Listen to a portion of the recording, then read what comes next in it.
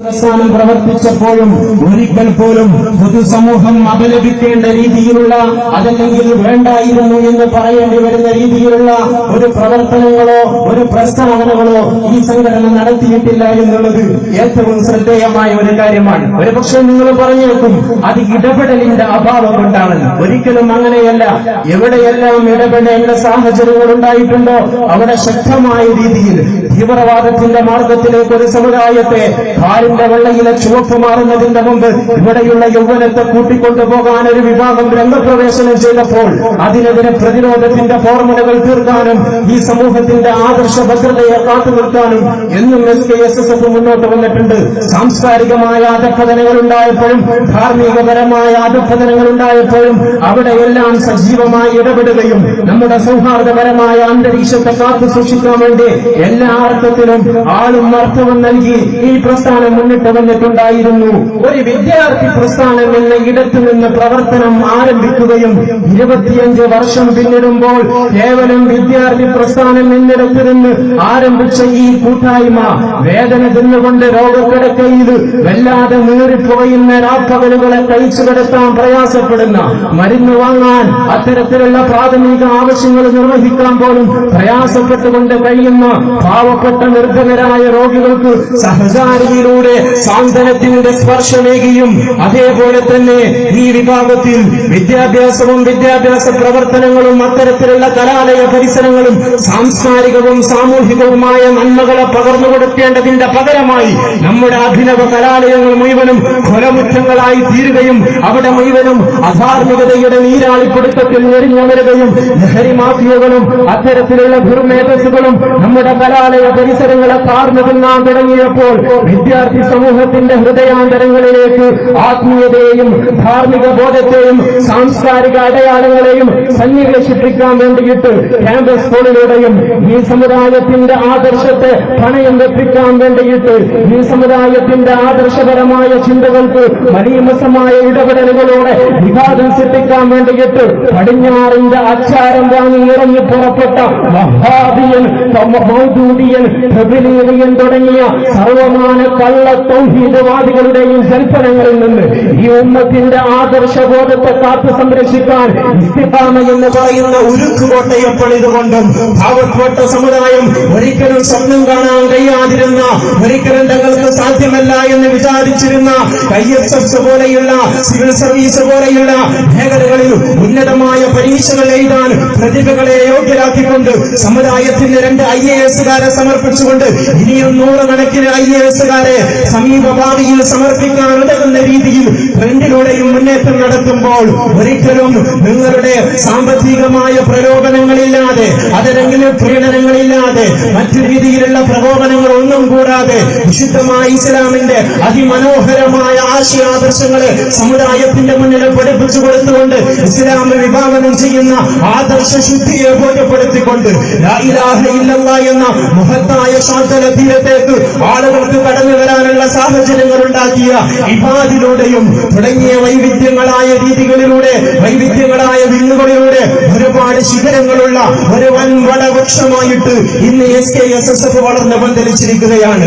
ഞങ്ങളുടെ സമർക്കത്തിന്റെ നഗരിയിലേക്ക് തൃശൂരിലേക്ക് വരാനിരിക്കുന്ന ഫെബ്രുവരി 19 മുതൽ 29 കൂടിയ തീയതികളിൽ കേരളത്തിന്റെ നാനാഭാഗങ്ങളിൽ നിന്നും ഈ പ്രസ്ഥാനത്തിന്റെ അനുയായികൾ ഭാരവാരങ്ങളൊക്കെ സമർക്കത്തിന്റെ നഗരിയിലേക്ക് ഒഴുകുമ്പോഴും അവിടെയും തുല്യതയില്ലാത്ത വിധം സമ്മേളനങ്ങളെന്നും സമുദായത്തിനും സമൂഹത്തിനും എല്ലാ അർത്ഥത്തിലുമുള്ള ഉടമപ്പെടുത്തലുകളും എല്ലാ അർത്ഥത്തിലുമുള്ള ദുരന്തങ്ങളും വരുത്തി തീർത്ത് നിർമ്മാണാത്മകമായ ഒരു പ്രവർത്തനവും നൽകാതെ കേവല ഒച്ചപ്പാടുകളുടെ വിളനിരങ്ങളായി സമ്മേളനങ്ങൾ മാറുമ്പോൾ ഈ സമൂഹത്തിന്റെ ദുരന്തമുഖങ്ങളിൽ സജീവമായി ഇടപെടാൻ പര്യാപ്തമായ ഏത് ദുരന്തങ്ങളിലും ഏത് അത്യാവശ്യ ഘട്ടങ്ങളിലും ഏത് അപകടങ്ങളിലും സജീവമായി രംഗപ്രവേശനം ചെയ്യാനും അവിടെ സേവനം അർപ്പിക്കാൻ തയ്യാറായ 25,000-ഓളം വളണ്ടിയർമാരുടെ മാർച്ചോടുകൂടെയാണ് ഞങ്ങളുടെ സമ്മേളനം ആരംഭിക്കുന്നത്.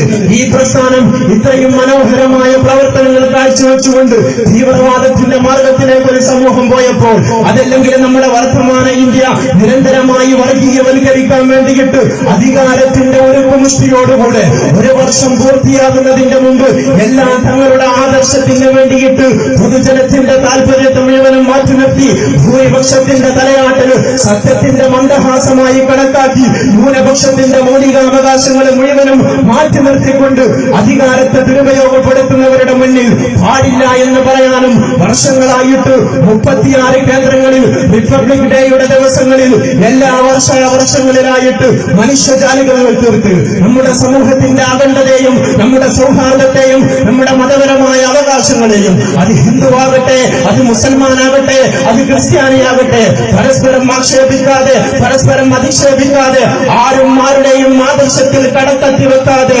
മാന്യമായിട്ട് ജീവിക്കാനുള്ള സാഹചര്യം ഉണ്ടാക്കണമെന്നുള്ള സന്ദേശം നൽകിക്കൊണ്ട് രാജ്യത്ത് തീവ്രവാദം പാടില്ല, ഇന്ത്യ എന്ന് പറയുന്ന മഹത്തായ രാജ്യത്തിന്റെ നിർമ്മാണാത്മകമായ പുരോഗതിക്ക് വേണ്ടി ഒറ്റക്കെട്ടായി മുന്നേറണമെന്ന സന്ദേശം നൽകിക്കൊണ്ട് 36 കേന്ദ്രങ്ങളിൽ വർഷാവർഷങ്ങളിൽ മനുഷ്യജാലിക നടത്തിയും ഈ സമൂഹത്തിന് സുഹൃത്തുക്കൾ മാത്രം സമ്മാനിച്ച് മുന്നേറുമ്പോഴും ഞങ്ങൾക്ക് പൂർണ്ണമായി ബോധ്യമുണ്ട് ഈ ചെയ്തതിനേക്കാൾ ഉപരിയായി ഈ സമൂഹത്തിന് നമ്മുടെ രാജ്യത്തിന് നമ്മുടെ സമുദായത്തിന് ഇനിയും ഒരുപാട് ചെയ്യാനുണ്ട്.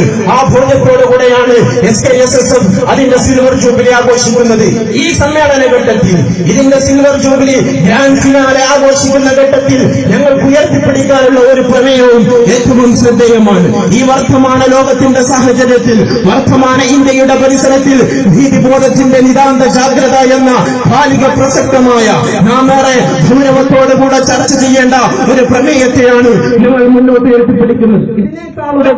ഇതിനേക്കാൾ അനുയോജ്യമായ മറ്റൊരു പ്രമേയം ഈ വർത്തമാന കാലത്ത് നിങ്ങൾ കാണുന്നില്ല എന്നത് തന്നെയാണ് SKSSFന് ഇത്തരത്തിലുള്ള ഒരു പ്രമേയത്തെ സമൂഹത്തിലേക്ക് സമർപ്പിക്കാൻ പ്രേരണയായിത്തീരുന്നത്. അടുക്കള മുതൽ അന്താരാഷ്ട്രം വരെ നീതി നിഷേധത്തിന്റെ തുടർ കഥകൾ ആവർത്തിക്കുമ്പോൾ സമൂഹത്തിന് നീതി നിലനിൽക്കുമ്പോൾ മാത്രമാണ് ക്രമപ്രവൃത്തമായ ഒരു ലോകമുണ്ടാകുന്നത്. നീതി നിലനിൽക്കാത്തത് കൊണ്ടാണ് ഇവിടെ തീവ്രവാദം ഉണ്ടാകുന്നത്. നിരന്തരമായി അടിച്ചമർത്തപ്പെടുന്നവർ, നിരന്തരമായിട്ട് മാറ്റി നിർത്തപ്പെടുന്നവർ, മുഖ്യധാരയിൽ നിന്ന് പിന്നാമ്പുറങ്ങളിലേക്ക് തള്ളപ്പെടുന്നവർ, അവരാണ് രാജ്യത്ത് നിന്ന് വിധ്വംസക പ്രവർത്തനങ്ങളുമായി മുന്നോട്ട് വരുന്നതെന്ന് പൊതുസമൂഹവും ഇവിടെയുള്ള അധികാരവർഗവും തിരിച്ചറിയാത്തത് കൊണ്ടാണ് നമ്മുടെ സമൂഹം എന്നും ഭീതിയുടെ നേരിൽ കഴിയേണ്ടി വരുന്നത്. ഭയമാണ് നമ്മെ ഭരിക്കുന്നതെന്ന് പറയേണ്ട ഗതികേട് വരുന്നത്. സമൂഹത്തിന് നീതി നടപ്പാക്കാൻ എന്റെ പ്രിയപ്പെട്ടവരെ നമ്മുടെ അധികാരവർഗങ്ങളും ഓരോ പൗരന്മാരും തയ്യാറാകേണ്ടതുണ്ട്. ലോകത്ത് ആഗോളാർത്ഥത്തിൽ നീതി നിഷേധത്തിന്റെ കഥ തുടരുന്നുണ്ട്. ഫലസ്തീൻ എന്ന് പറയുന്ന ഒരു മണ്ണ്, പാവപ്പെട്ട ഫലസ്തീനിന്റെ മക്കൾ പരന്നു വീണ നാട്ടിൽ ജീവിക്കാനുള്ള പൗരാവകാശം പോലും ജീവിക്കാനുള്ള സ്വാതന്ത്ര്യം പോലും നിഷേധിക്കപ്പെട്ട് മാസങ്ങളായി വർഷങ്ങളായി പതിറ്റാണ്ടുകളായി പരന്ന മണ്ണിൽ ജീവിക്കാനുള്ള അവകാശം നിഷേധിക്കപ്പെട്ട ഫലസ്തീനിലെ പാവപ്പെട്ട മുസ്ലിം മക്കൾ നീതി നിഷേധത്തിന്റെ ആഗോള പ്രതീകമാണെങ്കിൽ നമ്മുടെ കുടുംബങ്ങളിൽ പോലും ഈ നീതി നിഷേധം നടക്കുന്നുണ്ട്. ഇതിനെതിരെ നമ്മുടെ സമൂഹത്തിൽ നടക്കുന്ന എല്ലാ നൈതിക വിഘാതം സൃഷ്ടിക്കുന്ന പ്രവർത്തനങ്ങളിൽ നിന്നും മാറി നിന്ന് പാവപ്പെട്ടവനും പണക്കാരനും അധികാരിക്കും പ്രജക്കും പ്രജാപതിക്കും തുല്യമായ നീതി നൽകപ്പെടണമെന്നുള്ള മഹത്തായ സന്ദേശമാണ് SKSSF ഈ സിൽവർ ജൂബിലി ആഘോഷിക്കുമ്പോൾ സമൂഹത്തോട് നഗരുന്നത്. ഞങ്ങൾക്ക് ഇതിന്റെ പ്രേരണയാകുന്നത്, ഈ പ്രമേയത്തെ ഉയർത്തിപ്പിടിക്കാൻ ഞങ്ങളെ പ്രേരിപ്പിക്കുന്നത് ഏതെങ്കിലും പ്രസ്ഥാനങ്ങളല്ല, ആരുടെയെങ്കിലും പ്രസംഗങ്ങളല്ല, ഏതെങ്കിലും സമീപകാല ആത്മീയ ആചാര്യന്മാരുടെ പിന്തുണകളല്ല. ഇത് ഞങ്ങളുടെ മതത്തിന്റെ ഭാഗമാണ്. വിശുദ്ധമായ ഖുർആനിന്റെ അധ്യാപനമാണ്. പരിശുദ്ധ റസൂൽ സല്ലല്ലാഹു അലൈഹി വസല്ലം തങ്ങളുടെ ജീവിത മാതൃകയാണ് സമൂഹത്തിൽ നീതി ഉയർത്തിപ്പിടിക്കുക എന്നുള്ളത്. ആ നീതി മുസ്ലിമുകൾക്കിടയിൽ മാത്രം പോരാ.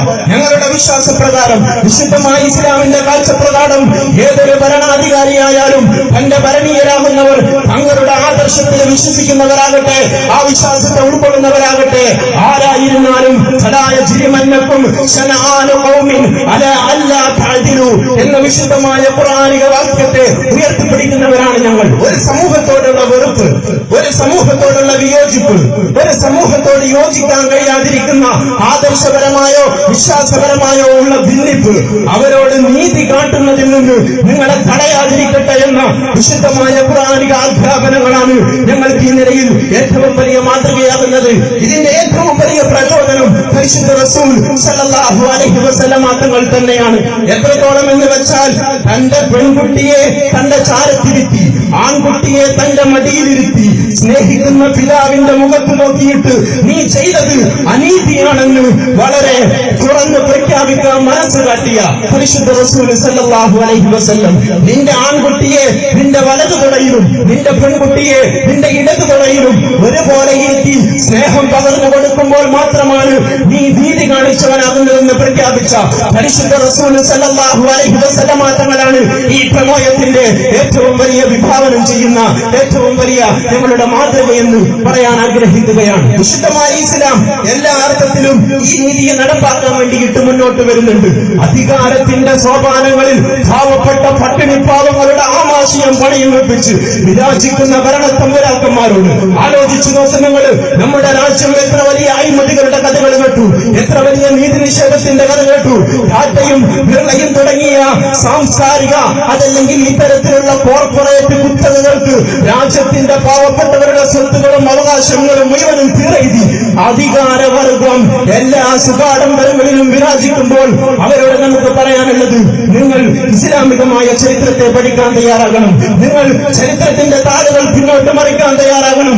പാവപ്പെട്ടവരെ ചൂഷണം ചെയ്തുകൊണ്ട് തലമുറകൾക്ക് കഴിയാനുള്ള കോടികൾ കൊള്ളയടിച്ചു കഴിയുന്ന ഭരണത്തമ്പരാക്കന്മാരോട് എല്ലാം ശബ്ദം ശ്രമിക്കുന്ന ഇതര സമുദായ സാഹോദര്യ ജനങ്ങളോട് വളരെ സ്നേഹപൂർവ്വം ഒരു സംഭവത്തെ നിങ്ങളുടെ മുന്നിലേക്ക് സമർപ്പിക്കാൻ ഞങ്ങൾ ആഗ്രഹിക്കുകയാണ്. നിങ്ങൾ പറയുമോ, ഇന്ത്യ എന്ന് പറയുന്ന ഈ മഹാരാജ്യത്തിന്റെ രാഷ്ട്രപിതാവായ മഹാത്മാഗാന്ധി ബിർളാ മന്ദിരത്തിന്റെ തിരുമുറ്റത്ത് മോഹൻദാസ് ഗോഡ്സെയുടെ വെടിയേറ്റുകൊണ്ട് വർഗീയതയുടെ വിഷം അതിന്റെ ഏറ്റവും വലിയ രൗദ്രഭാവം സ്വീകരിച്ചപ്പോൾ ചോരയുടെ നിറം പോലും കാവിയായി തീർന്ന് രാഷ്ട്രപിതാവിന്റെ നേരെ നിറയിച്ച നാഥുറാം ഗോഡ്സെയുടെ വെടിയേറ്റ് വീഴുമ്പോൾ നമ്മുടെ രാഷ്ട്രപിതാവിന്റെ ഉള്ളിന്റെ ഉള്ളിൽ ഒരു ആഗ്രഹമുണ്ടായിരുന്നു. 4.5 നൂറ്റാണ്ട് കാലത്തോളം വൈദേശിക ആധിപത്യത്തിൽ നെരിഞ്ഞമർന്ന ഇന്ത്യ എന്ന് പറയുന്ന എന്റെ രാജ്യം എന്തെങ്കിലും പാരതന്ത്ര്യത്തിന്റെ ചങ്ങലക്കൂടുകൾ വലിച്ചെറിഞ്ഞുകൊണ്ട് സ്വാതന്ത്ര്യത്തിന്റെ പുലരിയിലേക്ക് പ്രവേശിക്കുകയാണെങ്കിൽ അന്ന് സ്വതന്ത്ര ഇന്ത്യയിൽ, അന്ന് സ്വതന്ത്ര ഭാരതത്തിൽ ഞാൻ ആഗ്രഹിക്കുന്നത് അറേബ്യയിലെ ഖലീഫ ഉമറിന്റെ ഭരണമാണെന്ന് പ്രഖ്യാപിച്ച മഹാത്മാഗാന്ധി. എന്തായിരുന്നു ആ പ്രഖ്യാപനത്തിന്റെ കാരണം? എന്തായിരുന്നു? ഉമർ ബിൻ ഖത്താബിന്റെ, ഉമർ ഖലീഫയുടെ ഭരണത്തെ ഇന്ത്യയുടെ മണ്ണിൽ ഞാൻ ആഗ്രഹിക്കുന്നു എന്ന് മഹാത്മാഗാന്ധിയെ പറയാൻ പ്രേരിപ്പിച്ച ഘടകമെന്ന് നമ്മൾ വിലയിരുത്തേണ്ടതുണ്ട്. മഹാനായ ഉമർ, ബഹുമാനപ്പെട്ട ഉമർ ഫാറൂഖ് റളിയല്ലാഹു അൻഹു പ്രവിശാലമായ തന്റെ പ്രജാസമൂഹത്തെ മുഴുവനും ഒരുമിച്ച് കൂട്ടിയിട്ട് ഒരു സംഭാഷണം നടത്തുന്ന, ഒരു പ്രഭാഷണം നടത്തുന്ന ഒരു സന്ദർഭം നമുക്ക് ചരിത്രത്തിലൂടെ വായിച്ചെടുക്കാൻ സാധിക്കും. തന്റെ പ്രജകളെ മുഴുവനും ഒരുമിച്ച് കൂട്ടിയിട്ട് ഭരണാധികാരിയായ അറേബ്യ എന്ന് പറയുന്ന പ്രവിശാലമായ സാമ്രാജ്യത്തിന്റെ ഭരണച്ചുമതലയേന്തുന്ന ഉമർ ബിൻ ഖത്താബ് തന്റെ അനുയായികളോടായി പറഞ്ഞു, പ്രജകളോടായി പറഞ്ഞു, ഇസ്മഊ വഅതീഉ, എന്റെ പ്രിയപ്പെട്ട ജനങ്ങളെ, എനിക്ക് നിങ്ങളോട് ചില കാര്യങ്ങൾ പറയാനുണ്ട്. നിങ്ങൾ എന്നെ അനുസരിക്കണം, നിങ്ങൾ എന്നെ കേൾക്കണം. രാജ്യം ഭരിക്കുന്ന ഭരണാധികാരി തന്റെ പ്രജകളുടെ മുഖത്ത് നോക്കി പറഞ്ഞ സന്ദർഭത്തിൽ കൂട്ടത്തിന് സാധാരണക്കാരനായ ഒരു പൗരൻ എഴുന്നേറ്റ് നിന്നിട്ട് പറഞ്ഞു, ലാ സമഅ വലാ തഅത അൽ-യൗം. പ്രിയപ്പെട്ട ഖലീഫ ഉമർ, ഇന്നത്തെ ദിവസം ഭരണാധികാരിയുടെ മുഖത്ത് നോക്കി പറയുന്നു, ഇന്നത്തെ ദിവസം നിങ്ങൾ അനുസരിക്കാൻ നിങ്ങൾ ഒരുക്കമല്ല, നിങ്ങൾക്ക് വഴിപ്പെടാൻ ഞങ്ങൾ ഒരുക്കമല്ല, നിങ്ങൾ പറയുന്ന കാര്യങ്ങൾ അംഗീകരിക്കാൻ ഞങ്ങൾ തയ്യാറല്ല. എന്റെ പ്രിയപ്പെട്ടവരെ, ആലോചിച്ചു നോക്കുക, നമ്മുടെ രാജ്യത്തിന്റെ ഭരണാധികാരിയുടെ മുഖത്ത് നോക്കിയിട്ട് സാധാരണക്കാരനായ ഒരു പൗരനാണ് ഈ ചോദ്യം ഉന്നയിക്കുന്നതെങ്കിൽ, ഇക്കാര്യത്തിന്റെ രാഷ്ട്രത്തിന്റെ ഈ മറുപടി പറയുന്നതെങ്കിൽ കൽത്തുറങ്കിൽ പ്രകാശരശ്മി കാണാതെ വർഷങ്ങളോളം തുറങ്കിലടക്കപ്പെടുന്ന അവസ്ഥയല്ലേ ഉണ്ടാവുക? ഇവിടെ ഖലീഫ ഉമർ ബിൻ ഖത്താബിന്റെ മുഖത്ത് നോക്കി സാധാരണക്കാരനായ മനുഷ്യൻ ഇക്കാലത്തോടുകൂടെ സംസാരിച്ചപ്പോൾ ആ മനുഷ്യനെ തുറങ്കിലടക്കാൻ കൽപ്പിക്കുകയുണ്ടായില്ല, ആ മനുഷ്യനെ ശിക്ഷിക്കാൻ കൽപ്പിക്കുകയുണ്ടായില്ല, ആ മനുഷ്യനെ സദസ്സിൽ നിന്ന് പുറത്താക്കാൻ തന്റെ പ്രജകളോടോ തന്റെ അംഗരക്ഷകരോടോ പറയുകയുണ്ടായില്ല. മറിച്ച് മഹാനായ ഉമർ ബിൻ ഖത്താബ് റളിയല്ലാഹു അൻഹു സൗമ്യത്തോടുകൂടെ ചോദിച്ചു, ലിമയാ അഖി, എന്തുകൊണ്ടാണ് നിങ്ങൾ എന്നെ അംഗീകരിക്കാത്തത്?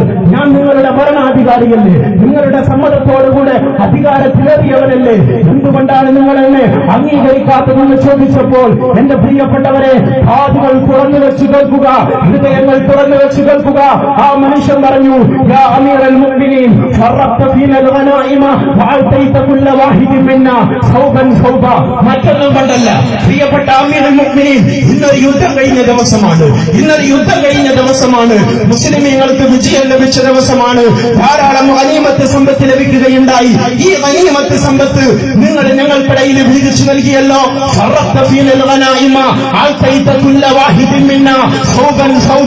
ഞങ്ങളിൽ എല്ലാവർക്കും, ഞാൻ ഉൾപ്പെടെയുള്ള പാവപ്പെട്ട പ്രജകൾക്ക് നിങ്ങൾ നൽകിയത് ഓരോ വസ്ത്രങ്ങളല്ലേ.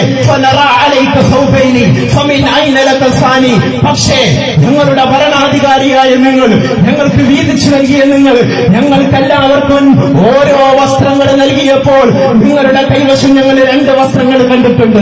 നിങ്ങളുടെ കൈവശം ഞങ്ങൾ 2 വസ്ത്രങ്ങൾ കണ്ടിട്ടുണ്ട്.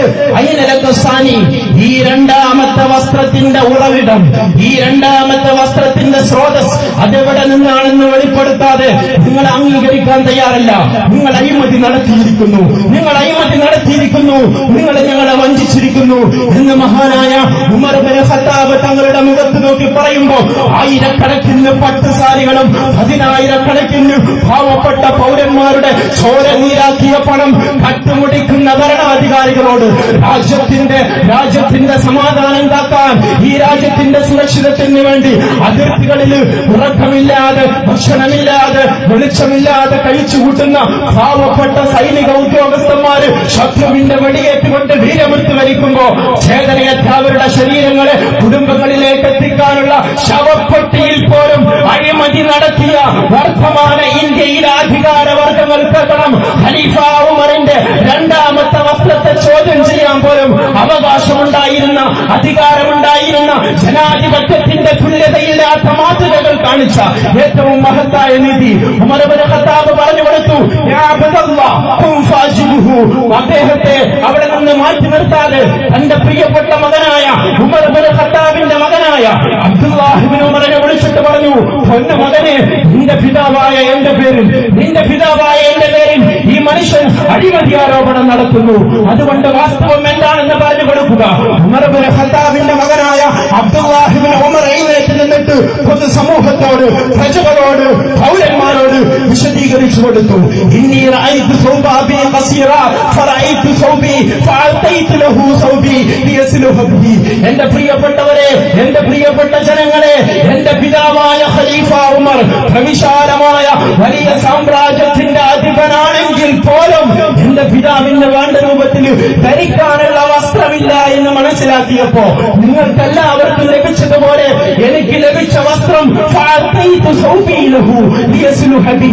ഞാൻ എന്റെ പിതാവിന് നൽകിയതാണെന്ന് പറഞ്ഞ് ലോകത്ത് തുല്യതയില്ലാത്ത വിചാരണയുടെ ഏറ്റവും മനോഹരമായ അധ്യാപനങ്ങൾ തീർത്ത് നീതിയെ സമൂഹത്തിന് പഠിപ്പിച്ചു കൊടുത്ത ആരും ഒരു കുറ്റവാളി പോലും, ആയിരക്കണക്കിന് കുറ്റവാളികളെ രക്ഷപ്പെട്ടാലും ഒരു നിരപരാധി പോലും ശിക്ഷിക്കപ്പെടാൻ പാടില്ല എന്ന അതിമഹത്തായ ആദർശത്തിന്റെ മേൽ പടുത്തുയർത്തിയ നമ്മുടെ ഭരണഘടന ഈ ഇന്ത്യ രാജ്യത്ത് എന്റെ പ്രിയമുള്ളവരെ ആട്ടിനെ പട്ടിയാക്കുന്ന എത്ര പ്രവണതകൾ ഇവിടെ ആവർത്തിക്കുകയുണ്ടായി. അതിന്റെ ഏറ്റവും അവസാനത്തെ ഉദാഹരണമായിരുന്നില്ലേ കശ്മീരിലെ പാവപ്പെട്ട സയ്യിദ് ലിയാഖത്ത് അലി എന്ന് പറയുന്ന മുസ്ലിം ചെറുപ്പക്കാരനെ ഹിസ്ബുൽ മുജാഹിദീന്റെ തീവ്രവാദിയാണെന്ന് ആരോപിച്ച് ഡൽഹിയിലെ കാക്കിയിട്ട പോലീസുകാർ 2 വർഷത്തോളം ക്രൂരമായി പീഡിപ്പിച്ചപ്പോ INA-യുടെ ദേശീയ അന്വേഷണ ഏജൻസിയുടെ സുധീരമായ ഇടപെടൽ കൊണ്ട് മാത്രം നീതി ലഭിക്കുകയും അദ്ദേഹം നിരപരാധിയാണെന്ന് ബോധ്യപ്പെടുകയും ചെയ്തു.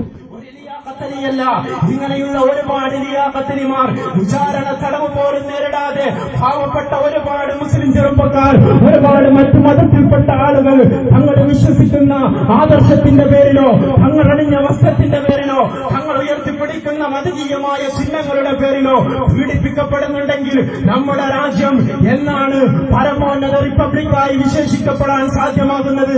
നിസ്കാര തൈമ്പുള്ള നിസാർ അഹമ്മദും ചന്ദനക്കുറി തൊട്ട രാമചന്ദ്രനും കുരിശുവരശ കുര്യാക്കോസും നിയമപീഠത്തിന്റെ മുന്നിൽ തുല്യമായ അവകാശങ്ങളും പരിഗണനകളും ലഭിക്കാത്ത കാലത്തോളം ഈ രാജ്യം അതിന്റെ ഏറ്റവും മഹോന്നതമായ നൈതിക മുഖത്തിലേക്ക് കടന്നു വരില്ല. പുതിയ പ്രഭാതങ്ങളിൽ നീതിയുണ്ടാകട്ടെ എന്ന് ആശംസിച്ചുകൊണ്ട്, അത്തരത്തിലുള്ള പ്രഭാതങ്ങൾക്ക് വേണ്ടി പ്രാർത്ഥിച്ചുകൊണ്ട്, വാഹിറ ദഅവാന അൽഹംദുലില്ലാഹി റബ്ബിൽ ആലമീൻ.